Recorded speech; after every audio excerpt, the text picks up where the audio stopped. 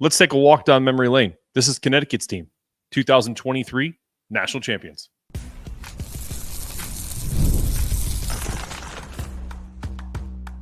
You are Locked On UConn, your daily podcast on the UConn Huskies, part of the Locked On Podcast Network, your team every day.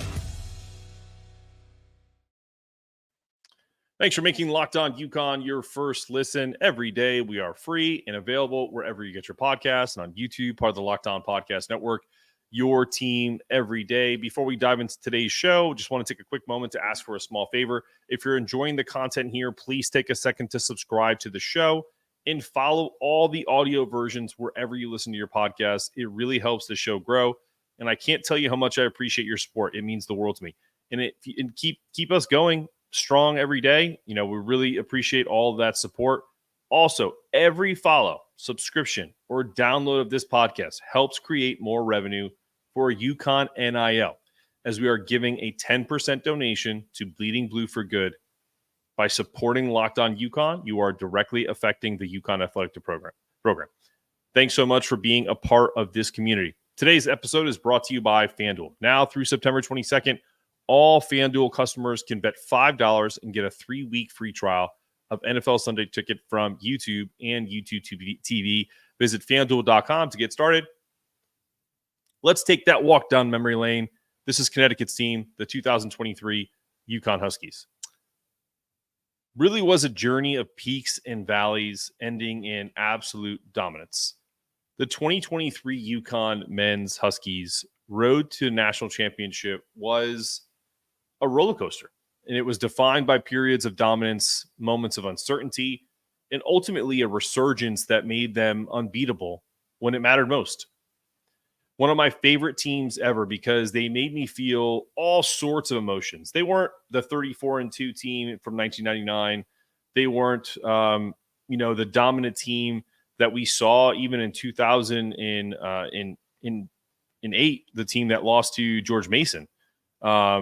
That was probably had about 6 or 7 pros on it. They gave us anger, frustration, excitement, new beginnings. Donovan Clingan was a freshman.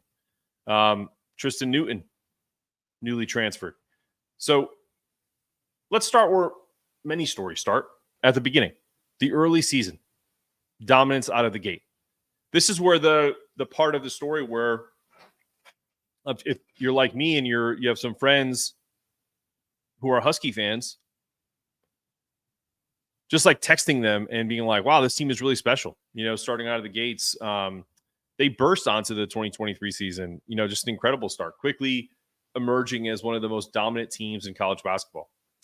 They had 5 bye games to start the season. So look, bye games are one thing, but you kind of get a feel of how good the team was.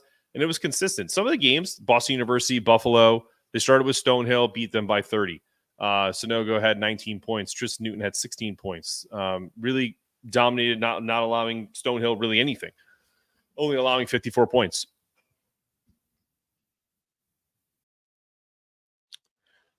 So the 5 bye games, right? We had Stonehill, Boston University beat Buffalo by 20. Buffalo's a really solid mid-major. Also, this is when I thought, like, man, this team's pretty good because being down in North Carolina, UNC Wilmington always has a decent basketball program. They're one of the better mid-majors in the state, if not the country. UNC Wilmington, you beat them by 36 points. Pretty dominant game by Adama Sanogo and Jordan Hawkins with 24 and 20. Good inside and outside. Really dominated from start to finish. Finish up with a 45-point victory of the bye games. The first 5, you start 5-0 with a win over Delaware State, 95-60. Their offensive system really was obviously led by Sanogo, Hawk, Andre Jackson. But it wasn't just them. Those were the 3 main cogs. But you had Donovan Clingan. You had Tristen Newton, Calcaterra, Naheem Alim. And I think some casual fans probably didn't know it yet, but this wasn't just the start of a dominant title run, but that of a dominant coaching masterclass by the trio, or the quad group of Dan Hurley, Luke Murray, Kamani Young, and Tom Moore. The offense that was perfected come tournament time would lead to another title in 2024 behind the most efficient offense of the last 25 years. But then as we move forward to later in that season, they play the Phil Knight Invitational on the West Coast. And just an absolute dominant performance and kind of Donovan Klingen's national coming out breakout performance.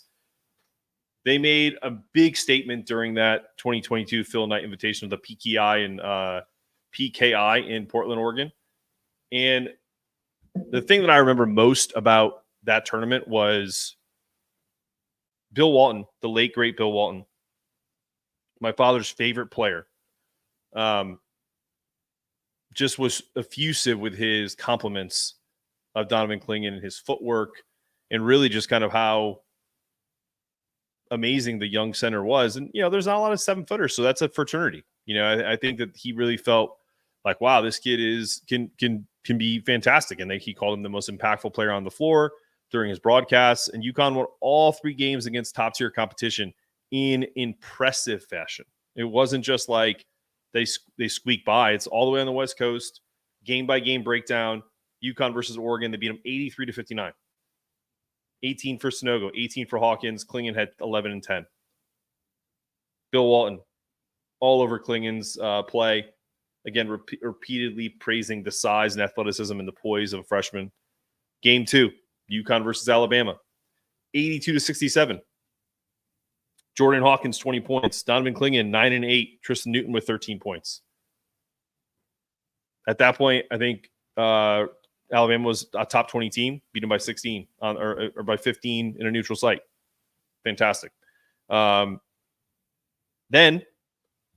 if that wasn't enough, they have a championship game against the Big 12's Iowa State, and they dominate that one, 71-53. So at this point, you're thinking this team is special. They're going into these neutral site games and not just winning close ones, they are absolutely dominating against ranked opponents. And Donovan Klingen shined the brightest in the championship game, earning him MVP honors, 15 points, 10 rebounds, double-double, dominant on both sides of the court. He was undeniable as the best player in that tournament as he protected the rim and grabbed key rebounds and really was an absolute efficient monster scoring in the paint. So this is where this team really was, Bill Walton's lavishing more praise. Everyone's talking about how fantastic this UConn team is and how they're a favorite to win a national championship. And I think at that point, we were all excited about what was to come. Little did we know that there were some rough seas ahead.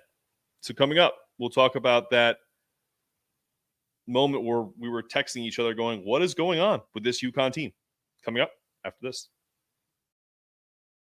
You've heard us talk a lot about FanDuel, America's #1 sportsbook. Well, we have a little something different for you. Now through September 22nd, all FanDuel customers, yes, everyone, can bet $5 and get a 3-week free trial of NFL Sunday Ticket from YouTube and YouTube TV. Then, with a YouTube TV base plan, you'll be able to watch every single regular season Sunday afternoon out-of-market game. All you need is a Google account and a current form of payment, and you can cancel anytime. What are you guys waiting for? I have YouTube TV. It's fantastic. Get your free trial with FanDuel. Just visit FanDuel.com. Download America's #1 sportsbook.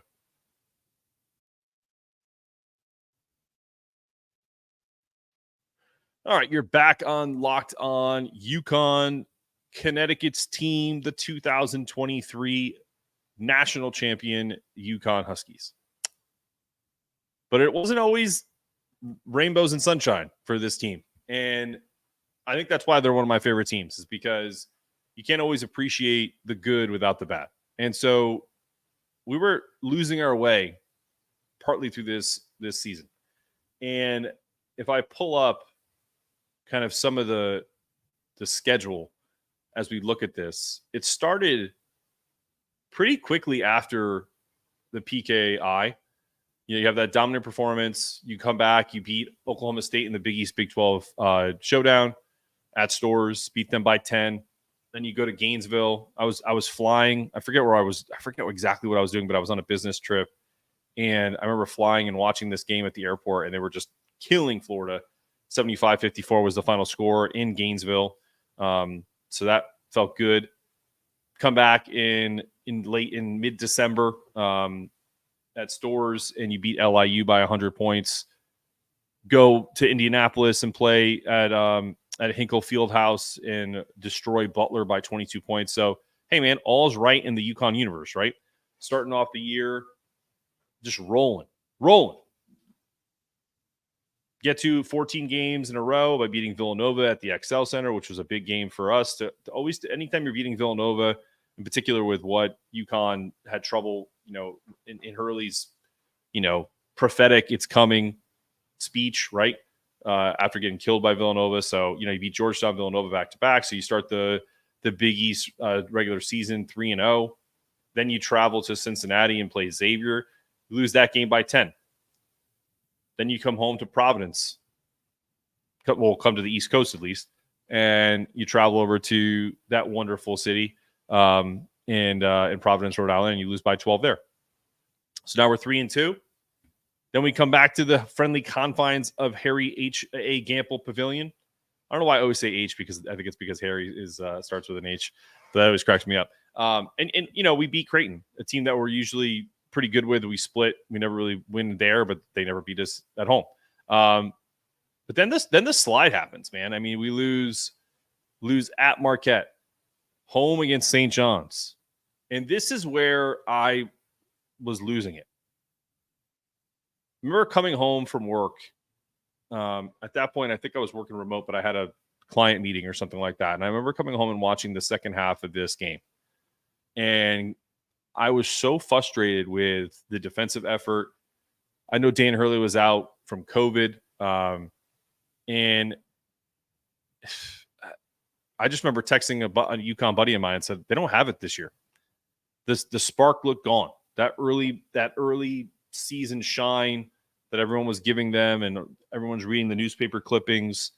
I wasn't doing the show back then, but I was still stupidly probably writing notes down about what they need to do to be better. And especially with no Dan Hurley for the Seton Hall game, I just felt like the season was doomed. Like almost like it was. I'm superstitious like him, so the once dominant Huskies, they looked vulnerable. They just looked like a team that couldn't put it together over time.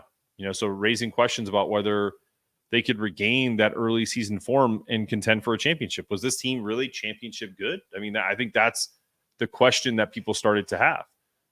In particular, me. I was wondering that. And, at the Huskies dropped 6 of 8 games. It was full panic mode. I feel like they were really searching for their identity. And Hurley's leadership was really put to the test. And we found out later, I don't know if you guys ever heard the podcast with Rob Douster at Field of 68, where Andrea Hurley told him that Dan felt like he had to prepare her that they were going to get fired, that if things didn't turn around, that they'd be in trouble, that if you can't win at UConn after a certain amount of years, they're used to it, and that's going to be that. So, I mean, even Dan retrospectively, I'm sure, looked at that stretch like, I think the perspective of it now and reflecting on it, he's probably like, man, it was probably the best thing for the team to go through that, so they understand that even a dip in performance can really put you on an even field with teams that you are supposed to be better than because of who you are. I know it's Big East play. I know, we're not going to go, what was it 18-1 or win 18 games in the Big East every year and only lose 1 or 2 games every year. But, that's the standard. The standard is the standard, as they say, right? So to lose like 6 Big East games was kind of, according to Dan, and just listening to him, unacceptable. I feel like that just went against his standards. And so they were really recouping, and they righted the ship. They won 9 of 11 games heading into the Big East tournament. Well, I'm going to chronicle every single one. But they were looking every bit as imposing. Probably a little less than that. I wrote that, and I don't think I believe that. I think if I go back and think about what this team looked like, they looked like a team that was good. Like if you even look at the wins down the stretch before the Big East tournament, 12-point win at Villanova. That's a big win because it's on the road. DePaul is DePaul. They beat St. John's on the road, but again, close game. closer than that final score. Same thing. The probably the most impressive they looked after they struggled was home against the whiteout game against Providence, and winning that game by almost 20 points. Also, the Seton Hall game, kind of a revenge game to win by almost 10 points there. They were really finding their way to what would eventually happen in the NCAA tournament. So it was cautious optimism for me, and I think for most Husky fans. So I think Coach Hurley really refocused the team on fundamentals and really kind of just, we talked about this with any sport, the basics, right? Football, blocking and tackling.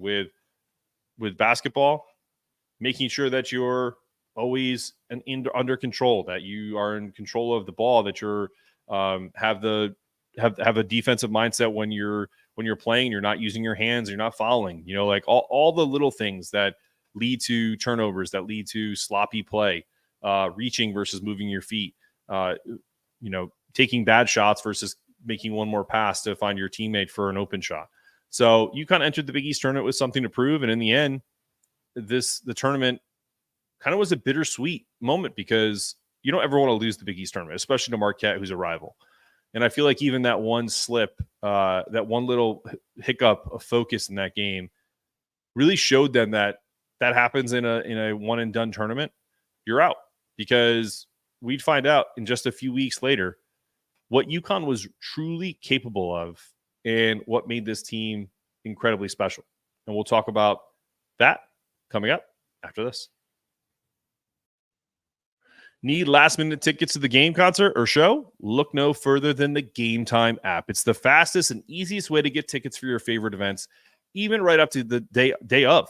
With Game Time, you can see your seat before you buy and some great deals with their lowest price guarantee. No more waiting, no more stress. You don't have to go scalp tickets. Download the Game Time app today and use the promo code LOCKEDONCollege for $20 off your first purchase. Don't miss out. Grab your tickets now with Game Time.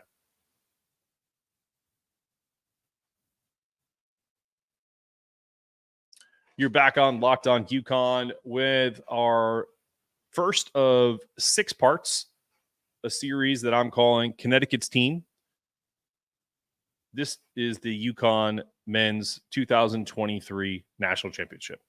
We are back talking about the point in time. Just lost the Big East tournament to Marquette in the semis. Couldn't get a shot off, really. I guess Jordan did, but it was short, but not a great look. Lost 70-68. And at that point, I'm thinking, well, what are we going to get seeded? Are we going to be 3rd, 4th? Are we going to be in the dreaded 5? Just get screwed and have to play a really good 12 seed. I felt really uncomfortable with that first round game. So when we drew Iona and then Rick Pitino, I was not particularly confident.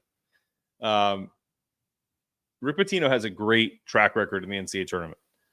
He even took a lowly Providence team, I think it was like an 11 seed, to the Final Four. So it's not like this old man, was incapable. So, and my fears were absolutely warranted in that first half. They shot the lights out. They literally started the game. I think they shot 70%. I think they went up by as many as 5. And UConn didn't panic. They were battling the first half, but they trailed by 2 points going to the half. And I texted my same friend, and I said, "We're going to lose this game." Man, I don't think younger fans truly can appreciate the negative perception that Husky fans have about their teams before these dominant runs. I didn't have any of this last year, by the way. But going back and looking at this, and this kind of has been a fun retrospective, because even though they trailed by 2 at halftime, and I for sure thought they were going to be booted out of the tournament, my son had just been born. He was born on Selection Sunday. So it was probably like, he's like a week old, down by 2 at half. They come out like wildfire in the second half, outscoring Iona 50-24. Sanogo was unstoppable in the paint. like he was the entire tournament, finishing with 28 points and 13 rebounds. Jordan Hawkins, 13 points. UConn just dominant pressure, stifled Iona's offense, who was lights out in the first half. And their offensive rebounding was phenomenal, along with their transition game. And it really helped them pull away, winning the game 87-63. And away we went on to the second round against none other than St. Mary's. Well, that's another one. St. Mary's, you're thinking, oh, we should win, right? We should win this game. We're the higher seed. We play in a better league. We have the better talent. But St. Mary's, anytime I play an NCAA tournament team, I'm thinking about three-point shooting and how good they are. And they had a really good three-point shooting team. They had this freshman kid who we might have heard of, Adama Sanogo, who I know they were keyed on, who had a nice game for them. And it was a team that's known for a very methodical offense, tough defense. Maybe they could control the game a little bit and play a different style than UConn likes. But UConn said no, and they controlled the game from start to finish, really building on that first round momentum. Again, Sanogo, another dominant performance, 24 points. Had nobody that could stop him. UConn's defense really was all over St. Mary's, holding them to just 55 points. We really capitalized on live ball turnovers, getting out on the glass, getting out in transition, out rebounding St. Mary's, and only limiting them to, I think, 2 or 3 second chance opportunities. So it really truly was the athleticism and depth that were on full display as they advanced to the Sweet 16. They beat St. Mary's 70-55. And now we're in the Sweet 16, and I'm feeling a lot better. Because for me, that's kind of like the benchmark of programs, is that if you can get to Sweet 16s, that's when the real games start. When you lose in the first weekend, you're not a serious program. You're not a serious program. And unfortunately, that happens sometimes to good programs, but consistently being in that Sweet 16 and beyond is where you need to be. And obviously UConn is definitely in that realm, because they don't just stop at the Sweet 16. That's what UConn, not to go on a tangent, because we are talking about the 2023 team, but that's what makes UConn as a program so much better, is because once we get to that second weekend, it's foot on gas. And nothing could epitomize that statement more than UConn playing Arkansas. I was not concerned about Arkansas at all. For some reason, I knew, having watched a lot of basketball that year, that Arkansas team could not score with UConn, and it showed. Jordan Hawkins, 24 points. Adama Sanogo, 18 points and 8 rebounds. An absolute virtuoso performance. This score wasn't even as close. It's not even indicative of how dominant this was, and it's still a pretty hefty number, especially for a Sweet 16 game. 88-65, just suffocated them. Just limited all of their transition opportunities. Transactions. Their ball movement, shooting were on full display. They looked like a NBA team playing a G League team or even a JV team that had no idea what's going on. It was like, I think at one point they were like, it was a 43-18. It was crazy. Not to belabor the point, but Arkansas never was in this game. Never. So kudos to UConn for stepping on the next. Then the next game, even worse for the opponent, because I thought UConn versus Gonzaga. Okay, Gonzaga's always pretty tough. They play teams tough, especially the NCAA tournament. They got Drew Timme, and they got some guys, and they got some dudes over there. Yeah, wasn't concerned, but it was a laugher. 82-54. Just another dominant performance. And then at that point, I'm sure that it happened longer, but I started catching up on these tweets where it was like, Dan Hurley still can't win a close game. And it just made me laugh. The inside joke was, that he had absolutely no ability to close out close games, but you don't have to when you have a dominant powerhouse team who just beat a Gonzaga team that everyone loves, with Jordan Hawkins and Sanogo and Tristen Newton just being who they are. Jordan Hawkins was so good in that game, had 20 points. From start to finish, I think UConn was up at like 7 or 8 at halftime, but it was an absolute. Actually, I want to look that up. UConn Gonzaga Elite 8 game 2023.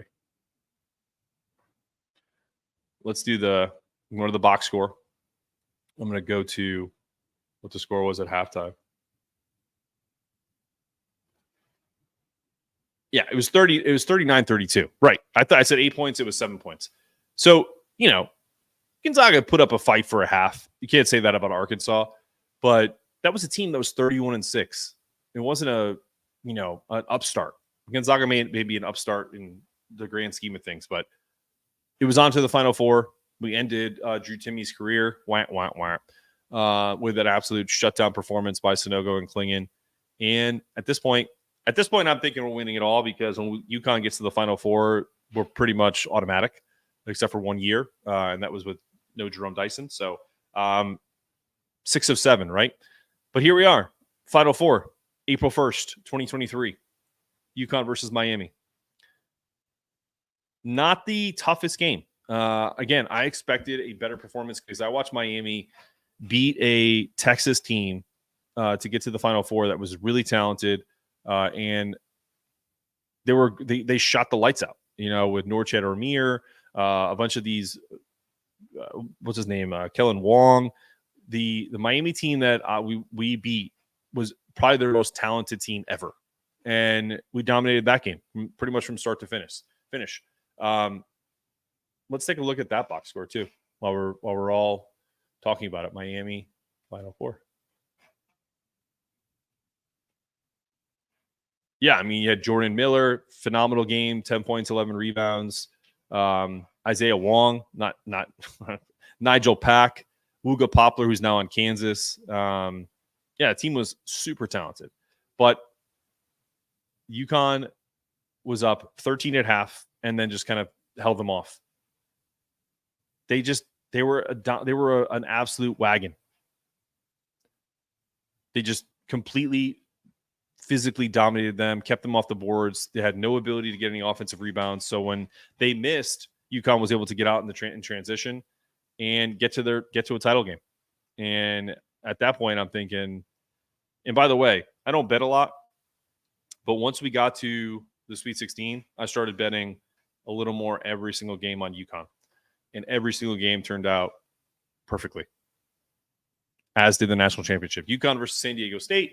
Not exactly a TNT or CBS's preferred title game. They'd much rather be UConn versus Duke or Kansas versus somebody else, some kind of blue blood. But they got one, and that's UConn. Because UConn won their 5th national championship, with Adama Sanogo being the most outstanding player, another double-double, 17 points, 10 rebounds. Jordan Hawkins, 16 points. Tristen Newton, 19 points in the national championship game. Absolute monster performance. Held a very physical, defensive-minded Aztecs team. I think they cut it to 6 at one point, if you go back and watch that tape. And then we came back down, and Jordan Hawkins hit a 3 to push it back up to 9. So it never was really closer than that. Jordan Hawkins, again, very clutch. Tristen Newton in his first year with UConn, 19 points. There was more to come with Tristen, obviously, in the future. But UConn's defense is kind of the mainstay. Because if you go back and let's look at all of what's the trend of this? They gave up 59 points in the title game, 59 points in the Elite 8, and then in the Final Four, 54 points in the Elite 8. 65 points. Arkansas was a pretty offensive team, but held them to 65 in the Sweet 16. St. Mary's, 55 points. And then first round, 63 points. So average margin of victory of 20 points for the entire tournament. Combination of size, defense, depth, timely shooting made them, in this tournament, an unstoppable force. Adama Sanogo, Jordan Hawkins, Andre Jackson. Andre ran everywhere. I wore that shirt, Exit 68. Go get it. It's pretty awesome. But UConn's team first mentality, Joey Calcaterra, Naheem Aleem, Tristen Newton, Hassan Diarra, all keys to their success. It was a season filled with ups and downs, and the Huskies peaked at the perfect time. And when they were running at full strength, No team in the country could stop this team. I hope you enjoyed 2023 UConn Huskies, Connecticut's team, dominant title run. This has been another episode of Locked On UConn. I'm your host, Mark Zanetto, asking you to stay locked in. Make sure you stay connected. Make sure your toughness meter is always rising. And as always, go Huskies.